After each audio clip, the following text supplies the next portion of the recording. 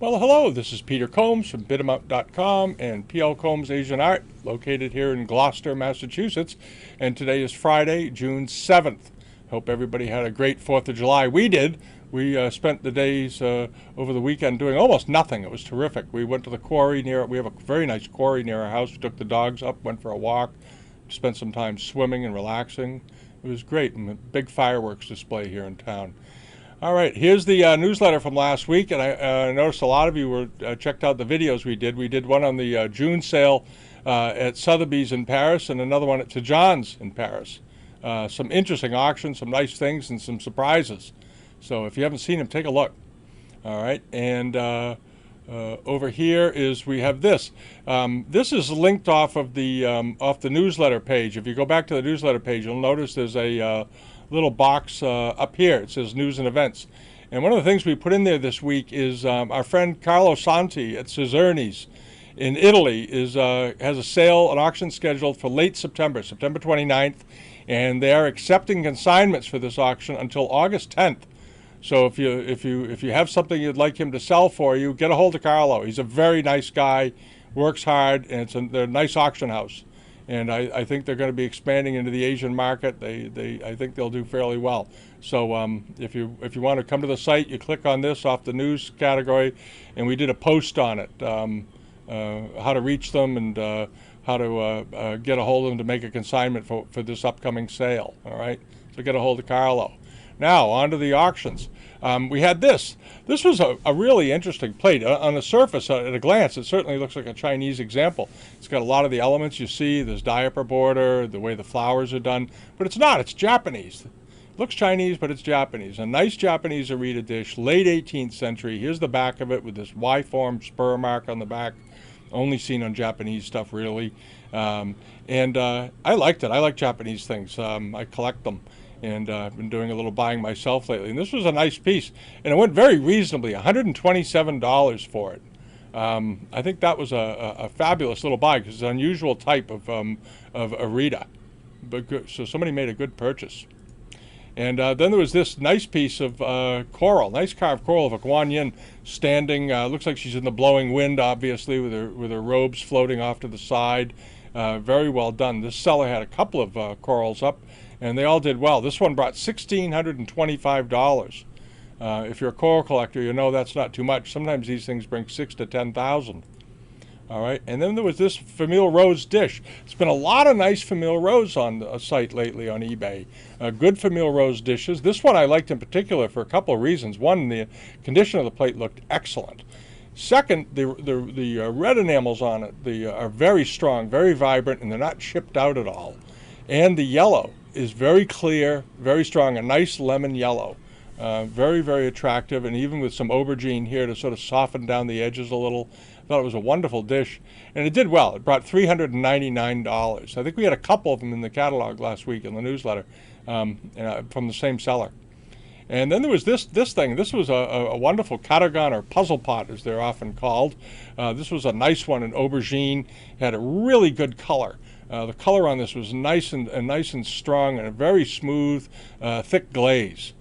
Quite attractive. It had all the things that monochrome collectors like, and it was in nice condition all the way around. Good-looking form. Here's the bottom of it. Now, he listed it as a 20th century one. I disagree with him. I don't think it is. I think it's older than that. But I nonetheless, not a lot older. I think it was probably made in the 1870s or something. But again, they have this reddish from the firing, unglazed area on the bottom, some kiln grit, but doesn't appear on the front. It did very well. It brought $929. And our friend Kenny, KB Antiques, had this, another Cattigan. This was a Famille Rose example, nicely done on a turquoise ground, a good shape, again, this peach form shape, and good strong colors, also late 19th century. And the bottom of this one, here it is, was glazed, as they often are, and this sort of deep recessed unglazed foot rim on here, pretty typical, little bits of junk from the bottom of the kiln still stuck to it, and bats and Shao characters. And this one did fairly well. I think it was a very good buy, actually, $688. Sometimes these bring more. Sometimes they bring less too. I'm not saying you didn't get a good price for it, but you never know. And then there's this. Kenny also had this. This was a very rare Chinese export punch bowl. It's called the Sailor's Farewell.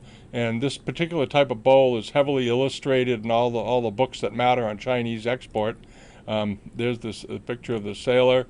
Here's an illustration of one in, I forget whose book this is, actually. At any rate, it's a heck of a bowl. And it did fairly well. I was surprised it didn't bring more, to be honest. It went for $980. These Chinese export Western scene figure bowls are pretty rare. It did have a slight hairline on it, and maybe that held the price back. But at any rate, that was a fairly rare example and well done. All right. And also this plate. This was a nice late Guangzhou probably period plate. It wasn't marked. Dragon and Phoenix plate. Beautifully done with this turquoise interior and Famille Rose trim, nicely painted, and again this very typical late 19th century Famille Rose, these scrolling flowers and the slightly turned foot of all the little elements that you want to see. The dragon was nicely done. I like the expression on the dragon's faces and face, and it went for a pretty reasonable price, $217. It was a nice looking plate.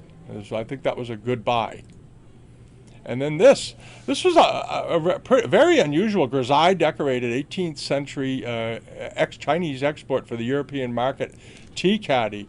And it's sort of an erotic thing. The woman is exposing one of her breasts, and she's sort of being groped by a man, probably in a pub. And sort of typical scene back then. It was depicted in art and engravings and whatnot. And this is a rather rare one. Grisaille pottery porcelain is very desirable. And Western scenes, especially erotic Western scenes, are even more desirable. And I think somebody got a steal on this. I really do. It went for $233. This was probably a pot I would think that would bring up in the $500 to $600 range based on the subject matter. All right. And this was maybe one of the really nice little buys of the week. This is a water dropper, done this ghee-type water dropper. It's a late 19th century one, granted, but very unusual form. Most of these that you see that are shaped like this don't have a spout. They're just jarlets, little jarlets. This one had a spout on it, highly unusual. Here's the bottom of it. That looks fine to me, you know, late 19th century. Nice crackle in it. Here's the top of it. And it looked to be in very, very good condition. All right, now I've had these jars, just the jars without the spout, and we've gotten $300 to $500 for them. And this one went for $88.05. Okay, that is for nothing. All right, that was a fabulous buy. Somebody really made out on that. I think if you like cracklewares, that was an excellent purchase. All right, and then this nice pair of planters, this good-looking landscaped planters, all beautifully enameled with probably their original stands. The stands look pretty good. One of the stands had a little break right here, but very nice quality, good-looking pair, and beautifully colored. I like the shading especially. You see that same type of shading on tiles from this period, late 19th century. And they brought $1,775. They got some people I think got pretty excited about it. There were 44 bids. Did very well. And there was this vase. This was a terrific vase. Very pretty. Very, very pretty vase. Great color, good drawing, nice shape. And I think it would have brought a lot more, except for one reason. There's a detail of it. The quality of the decoration on this was just excellent. It had been drilled out as a lamp, but it's a nice late 19th century example and of a beautiful form. And it did all right. I'm not saying it didn't do well. It brought $1,125, but I think it probably could have done better. Let me see how big this was. This was 44 centimeters tall. So this was about a 17-inch tall vase. I think that was the more I think about it, I think that was a good purchase. It's absolutely beautiful. It's beautifully done. Beautiful color. All right. And that was in the news. I think that might have been in the newsletter for 2 weeks. All right. And then this bowl, the duck bowl. I like this. An 18th century bowl with geese on it. They're not really ducks. They're geese. And here's the interior of it. Nicely done. It did have a chip here, which he pointed out very good. It looks like a frit that grew a bit on the rim. And there's some other fritting here and here. But a very unusual and very interesting pattern with the ducks and the geese, rather, flying in, some insects, and there's a planter with some flowers coming out of it. nicely done. There's the other side of it. And this one, I think, very reasonably. I don't think that anybody overpaid for this. They have $696 for this bowl. Nicely done. And the decoration, the way the ducks are done, are very much done in the same way that Jiajing pieces are done from the Ming Dynasty. That sort of strong outline and the way it's colored. That's what it made me think of anyway.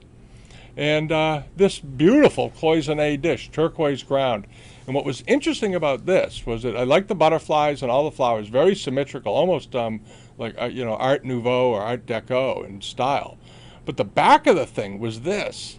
So the previous owner had put all kinds of information on there about where they got it and the collection and stuff like that. And I'm always fascinated by labels and stickers on things, on old pieces. They add so much to the interest down the road. I'm hoping the person that bought this does not remove these. It's a wonderful thing. There's the name of a shop that sold it. Here's a picture of the antique shop. They sort of did their advertising on it. I think it's terrific. At any rate, the guy that bought it got a good buy. He actually emailed me. He got it for a very reasonable price, $157 for a nice top quality piece of cloisonne. Beautifully done. And that was a good purchase. All right. And then there was this bronze box. I liked this a lot. Very nice color, good patina. It looked like the seller may have applied an oil to it. Some people oil bronzes. I'm never sure if that's a great idea or not. But this was a very good one. Nice lost wax resist method of casting. Good patination on it, and it did well. It did well. It brought $1,450, which is right in there. Now you may remember there was a bronze that we talked about in one of the past sales. Was it the Tijan sale with they had the horse and rider that was a Ming piece, and it had a estimate of a minimum or a low estimate of around 700 or 800 pounds, 700 or 800 euros. So I hope somebody went back and bought that. That was better than that last piece we just saw. It would have been steel at that price. And then there was this. This was I like this. This is a 19th century form. These square form vases that you see. Here's the bottom of it. Pretty typical.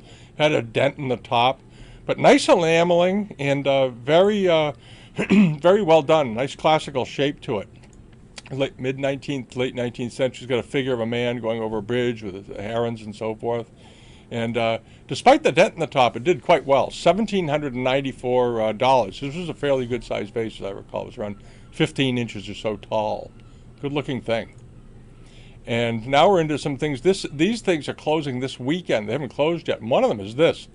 I don't know how much. If you don't follow export porcelain, you may not know what this is. But this is a really rare Chinese export for the English market, most likely. Candlestick.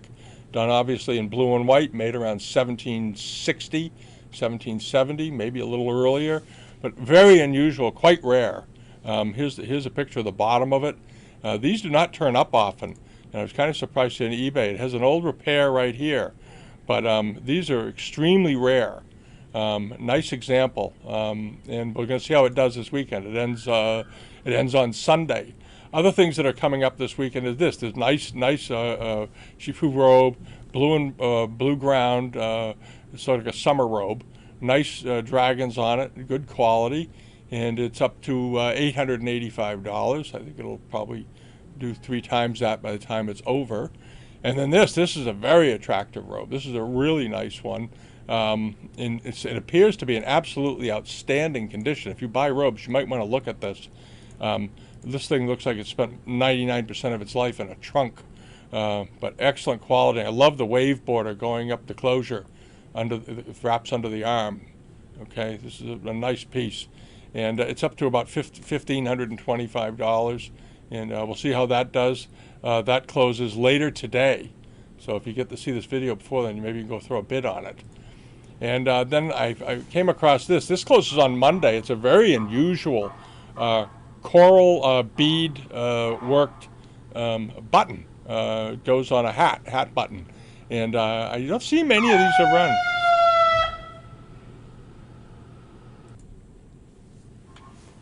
Well, excuse the background noise there. We have a fire station nearby that comes fairly close to this building once in a while when they're going down to the harbor to do something. Looks like fire rescue's got some action down there today. They're always there. At any rate, back to the beaded hat button.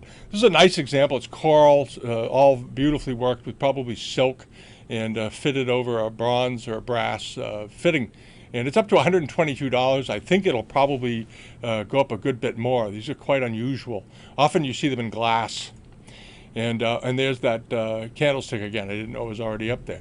So that's it for the week. We're going to put up, we found a couple of good things this week. And we also found somebody who has up a collection, it looks like, of about 6 Summit plates. For some reason, they're selling them all at once in one lot. So for those of you that are out there that buy that, check it out. It'll be on the newsletter later today. And that's it. Everybody have a great week. And as I mentioned at the beginning, if you're looking to sell something, you want to get rid of it, and you're over in Europe, especially over in Italy or near Italy or France, and you want to sell something at Cesarni's, get a hold of Carlo. And have a great weekend, and we'll see you next week. All righty. Bye-bye.